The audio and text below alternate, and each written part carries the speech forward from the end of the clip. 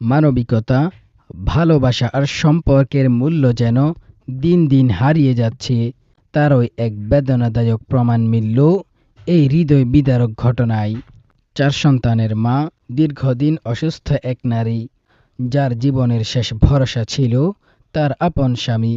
আজ সেই স্বামীর হাতেই মৃত্যুর মুখোমুখি হলেন তিনি। পরিবারের ঘনিষ্ঠ সূত্রে জানা যায়, অসুস্থতার কারণে ওই নারী নিজ থেকে শৌচাগার ব্যবহার করতে পারছিলেন না।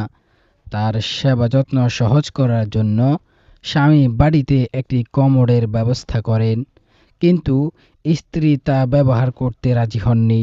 এ নিয়ে চলছিল ক্ষোভ ও অভিমান। একসময় সেই অভিমান রূপ নেয় ভয়ঙ্কর এক নিষ্ঠুরতায়। ভিডিওতে দেখা যায় স্বামী হাতে কোদাল নিয়ে মাটিতে গর্ত খুঁড়ছেন।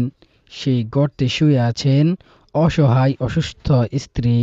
এক পাশে দাঁড়িয়ে আছেন একজন পুরুষ, দরজার পাশে তাকিয়ে আছেন একজন নারী, কিন্তু কেউই এগিয়ে এসে বাঁচানোর চেষ্টা করেননি।